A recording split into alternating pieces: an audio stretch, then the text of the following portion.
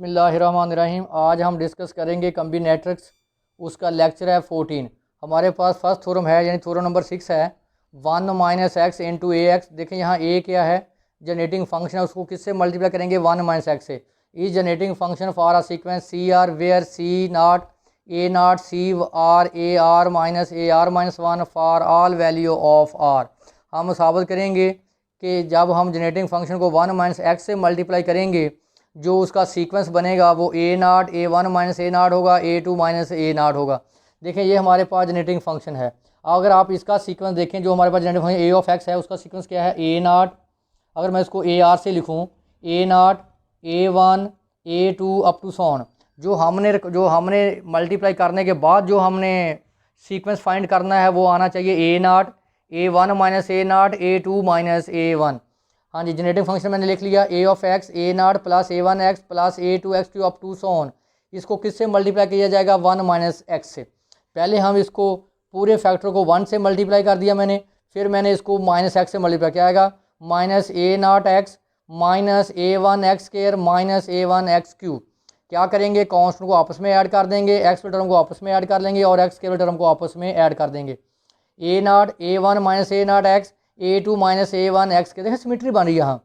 ए one में से पिछली टर्म माइनस कर देंगे, देखें नेक्स्ट में से प्रीवियस टर्म को क्या कर देंगे माइनस कर देंगे। इसको मैंने क्या बोल दिया सी नाट, इसको मैंने क्या बोल दिया सी वन, इसको मैंने क्या बोल दिया सी टू। देखिए सी नाट हमारे पास क्या ए नाट, सी वन हमारे पास क्या A one minus A naught up to so on. देखें जब जनरलाइज करेंगे तो देखें टू है तो टू आ रहा है उसमें से एक कम माइनस करेंगे, वन है तो वन आ रहा है एक कम माइनस कर देंगे, देखिए सी आर आएगा उसमें से एक कम टर्म को माइनस कर देंगे। तो देखिए हमारे पास सीक्वेंस आ गया A naught A one minus A naught A two minus A one. तो यही हमने प्रूव करना था। नेक्स्ट हमारे पास थ्योरम है कि ए ऑफ एक्स जनरेटिंग फंक्शन हमारे पास ए ऑफ एक्स है, उसको डिवाइड करेंगे 1 माइनस एक्स से। अगर इसको मैं ऊपर जाकर लिखूँ तो ए ऑफ एक्स बन जाएगा हमारे पास 1 माइनस एक्स की पावर माइनस वन। तो आपने 1 माइनस एक्स की पावर माइनस वन की आपने बाइनोमियल सीरीज फाइंड की थी 1 plus X square plus X cube plus up to so on. अच्छा आगे कहता है generating function for a sequence C R for all R C R is equal to A naught plus A naught plus A one plus A two. देखें previous term एक add होती जा रही है A naught A one A two. Next क्या आएगा, next A naught A one A two A three, यानी हर नेक्स्ट टर्म में एक एक नंबर ऐड हो रहा है। तो अब देखें इसका प्रूफ, लिखें generating function A of X is equal to A naught plus A one X plus A two X के प्लस अप टू सॉन। मैंने इसको डिवाइड कर दिया 1 माइनस एक्स से, तो ये ऊपर जाकर क्या हो जाएगा नेक्स्ट। तो इसकी मैंने बताया था binomial series 1 plus x plus X square. तो पहले आप इसको 1 से मल्टीप्लाई करेंगे, फिर आप इसको x से मल्टीप्लाई करेंगे, फिर आप इसको x स्क्वायर से मल्टीप्लाई करेंगे। तो क्या किया, कॉन्स्टेंट को अलग कर लें, एक्स वाले टर्म को अलग कर लिया और एक्स स्क्वायर वाले टर्म को मैंने अलग कर दिया। इसको मैंने क्या बोल दिया सी नाट, इसको मैंने क्या बोल दिया सी वन, इस कोफिशिएंट को मैंने क्या बोल दिया सी टू। इसका मतलब सी नाट बराबर ए नाट के है, सी वन बराबर ए नाट प्लस ए वन के है, C two equal A naught plus A one plus A two है। देखें सी टू है, सी नाट से स्टार्ट करेंगे सी टू पे जाएंगे। देखें सी वन है, सी नाट ए नाट से स्टार्ट करेंगे ए वन तक जाएंगे। इसी तरह सिमिलरली सी आर है, ए नाट से स्टार्ट करेंगे ए आर तक जाएंगे, जो इंडेक्स होगा वहाँ तक हम ए आर एक्सपेंड करेंगे। तो हमारे पास सीक्वेंस क्या आ गया A naught plus A one. देखें पहले हम क्या लिखते हैं ए नाट की वैल्यू, फिर ए वन की वैल्यू, फिर ए टू की अप टू सॉन। देखिए हमारे पास पहली वैल्यू क्या है A naught plus A one plus A one plus A two. तो यही हमने प्रूव करना था। नेक्स्ट हमारे पास जनरेटिंग फंक्शन है A dash of X is generating function for a sequence C R where C R is equal to R plus one into A R C R A one two A two plus three A three. इसका मतलब है कि एक एक multiple आप बढ़ता जा रहा है। देखें ए टू है तो मल्टीपल टू होगा, ए थ्री है तो मल्टीपल थ्री होगा। अब हमने ये साबित करना है कि जब आप जनरेटिंग फंक्शन का डेरिवेटिव लेंगे तो जो उसके कोफिशिएंट आएंगे यानी जो उसका सीक्वेंस आएगा वो ए वन टू ए टू और थ्री ए थ्री आना चाहिए। तो मैंने जनरेटिंग फंक्शन लिख लिया। जनरेटिंग फंक्शन हमारे पास क्या है A naught A one X A two X square A cube differentiate with respect to x.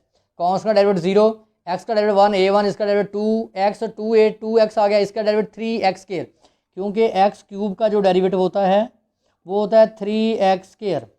तो आप अब देखें पहले कॉन्स्टेंट को मैंने सी नॉट कह दिया, इस कॉन्स्टेंट को मैंने C1 बोल दिया, इस कॉन्स्टेंट को मैंने C2 यानी कॉन्स्टेंट को मैंने बोल दिया। C नॉट हमारे पास A1 है, C1 हमारे पास 2A2 है, C3 हमारे पास 3A3 है। देखें 2A2 है तो मल्टीपल 2 आ रहा है, A3 है तो मल्टीपल 3 आ रहा है, ये C2 लिखेंगे। अब आप देखें यहाँ 2 है तो यहाँ एक मल्टीपल बढ़कर आ रहा है, यहाँ 1 है तो मल्टीपल एक बढ़कर आ रहा है। तो आप देखें R है तो मल्टीपल एक बढ़ेगा R+1। तो देखें ये R है तो ये भी एक बढ़ाकर लिखेंगे, क्या आएगा R+1।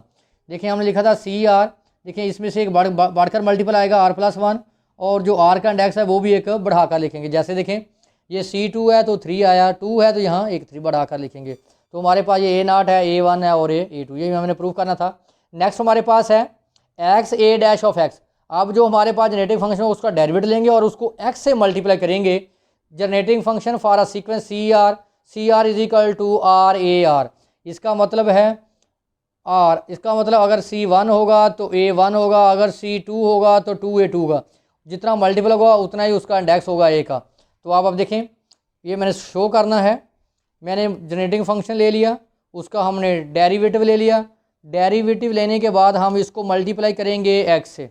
तो देखें डेरिवेटिव लेने के बाद मैंने इसको x से मल्टीप्लाई कर दिया, तो पहले कांस्टेंट को हमने C0 बोल दिया, नेक्स्ट कांस्टेंट को हमने कोफिशिएंट को हमने C2 बोल दिया, x³ के कोफिशिएंट को मैंने C2 बोल दिया। तो देखें C0 हमारे पास 0 है, देखें यहाँ हम 0 लिख सकते हैं ना, इसका मतलब जो हमारे पास C0 है वो 0 है, जो C2 है वो 2A2 है, और C1 हमारे पास A1 है, जो C3 है वो 3A3 है, जो CR है वो हमारे पास R×R। देखें जितना इंडेक्स उतना ही मल्टीपल उतना ही A का इंडेक्स, जितना C का इंडेक्स उतना ही मल्टीपल उतना ही उसका इंडेक्स। नेक्स्ट हम प्रूव करेंगे इंटीग्रेशन है हमारे पास 0 to x a(t) dt is generating function. देखें पहले हम जनरेटिंग फंक्शन को लिखते थे a(x), देखो 0 to x क्या है, डेफिनेट इंटीग्रल है। देखें डेफिनेट इंटीग्रल में कोई भी वेरिएबल लिख लें उससे कोई फ़र्क नहीं पड़ता, इसलिए मैंने यहाँ a(t) लिखा हुआ है। Generating function for a sequence CR, C0 हमारे पास 0 आएगा और CR होगा AR-1/R, यानी इसको जनरलाइज करके इसको उसने एक्सपेंड करके लिखा है CR 0 A0 A1/2 A2/3। यानी जब देखें आपके पास C0 0 है, जब आप R की वैल्यू 1 देंगे तो A0/1 A0 आ जाएगा, जब 2 देंगे तो 2 - 1 1/2 आ जाएगा, जब 3 देंगे तो 3 - 1 2/3 आ जाएगा। तो देखिए मैंने जनरेटिंग फंक्शन ले लिया। अब आप देखें क्योंकि हमारे पास क्या है a(t) है, तो मैंने t x की जगह पे क्या रिप्लेस कर दिया t।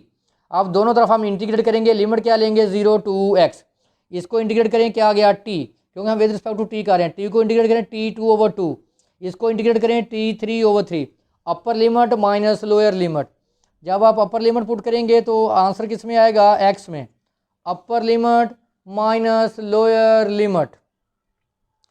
तो अब आप देखें इसको ये किसको बोल दिया मैंने 0 के बराबर, और जो x का क्वेश्चन है वो क्या है C0 बोल दिया उसको मैंने, जो A1/2 है उसको मैंने C2 बोल दिया, जो A2/3 है उसको मैंने C3 बोल दिया। इसका मतलब C0 हमारे पास क्या 0, C1 हमारे पास क्या A0, C2 हमारे पास क्या A1/2, C3 हमारे पास क्या है C3 हमारे पास है A2/3। देखें जितना इंडेक्स है उतना ही नीचे डिवाइड हो रहा है, जितना इंडेक्स है उतना नीचे डिवाइड हो रहा है, लेकिन जो इंडेक्स है वो कम होगा। 1 में से कम करें 0, 2 में से कम करें 1, देखें R में से कम करेंगे तो R-1, जितना इंडेक्स है उतना ही नंबर डिवाइड होगा। ये हमारे पास इंपॉर्टेंट थ्योरम था जो इन टर्म ऑफ इंटीग्रेशन